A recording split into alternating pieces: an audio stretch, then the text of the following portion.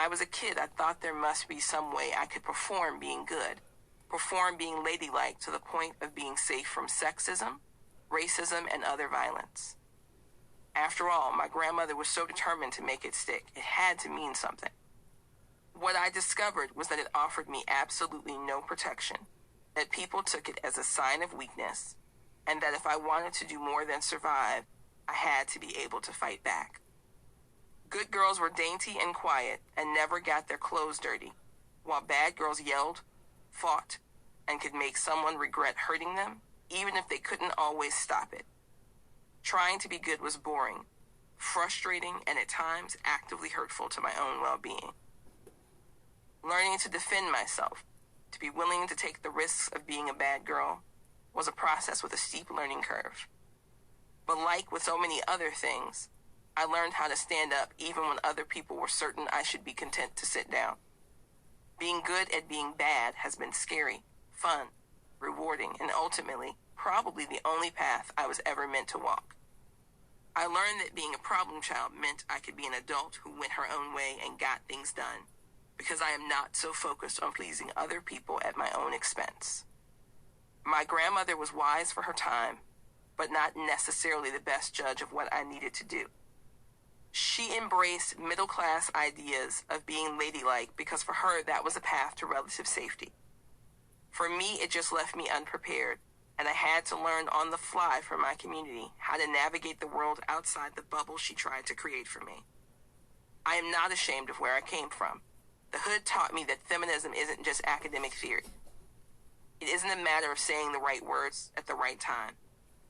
Feminism is the work you do and the people you do it for who matter more than anything else. Critiques of mainstream feminism tend to get more attention when they come from outside, but the reality is that the internal conflicts are how feminism grows and becomes more effective. One of the biggest issues with mainstream feminist writing has been the way the idea of what constitutes a feminist issue is framed. We rarely talk about basic needs as a feminist issue. Food insecurity and access to quality education, safe neighborhoods, a living wage, and medical care are all feminist issues. Instead of a framework that focuses on helping women get basic needs met, all too often the focus is not on survival but on increasing privilege.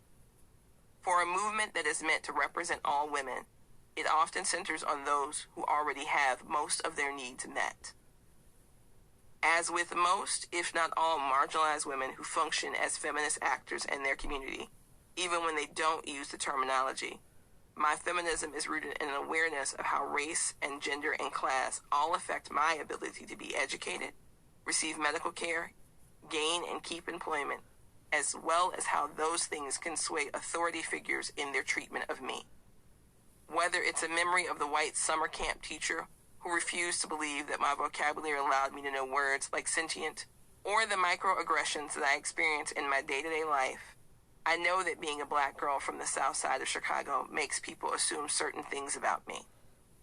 The same is true of anyone who exists outside an artificial norm of middle class, white, straight, slim, able-bodied, etc. We all have to engage with the world as it is, not as we might wish it to be. And that makes the idealized feminism that focuses on the concerns of those with the most the province of the privileged. This experience does not mean that I think of myself or anyone else as being so strong that human feelings need not apply. I am a strong person. I am a flawed person. What I am not is superhuman. Nor am I a, quote, strong black woman. No one can live up to the standards set by racist stereotypes like this, that position black women as so strong they don't need help, protection, care, or concern. Such stereotypes leave little to no room for real black women with real problems.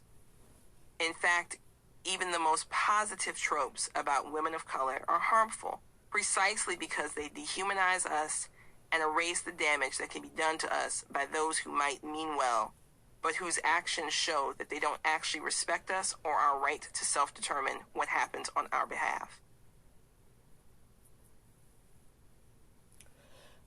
Okay, you guys. So, this is just a sample of a book that I want to start on my channel. I want to give people, well, not people, I want to give my family, my kings and my queens, something different besides, you know, our everyday drama that we see on social media. And guess I have been involved in some of that drama. I am not holier than thou. Okay, so I recorded a lot of stuff already prior to recently.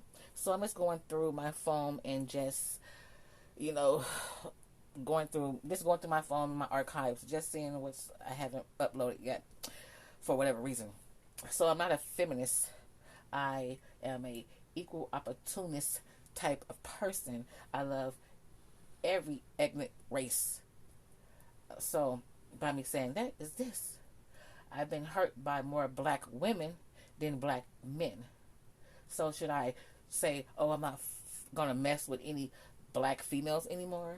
Am I going to involve or associate myself with black women anymore? No. Because all black women are not evil. All black women are not backstabbers. So, the book is called Hood Feminist. And I'm going to try to get into this book. If you're interested or not, it is what it is. Again, like I said, I'm just going through my archives and trying to give my family over here something different. And this is not a podcast channel, but if you're going to listen to this, go ahead and clean up your house, wash your dishes, listen to it in the car, because I'm going to have more segments like this. And also, go over to my second and my third channel, House Talk Your Ish Radio, and also Country Girl Candles. I'm going to be uploading over there as well. So I thank each and every one of my kings and my queens, my crowns and my tiaras for coming over here and enjoying the content that I'm going to be pushing out for you guys. And I hope you enjoyed this little sample, because we're going to do the whole book, but we're going to break it down into segments. And also the book that I did upload called The Old Thought Next Door. I didn't see a lot of you guys in the comments. Did you guys like the book or whatever?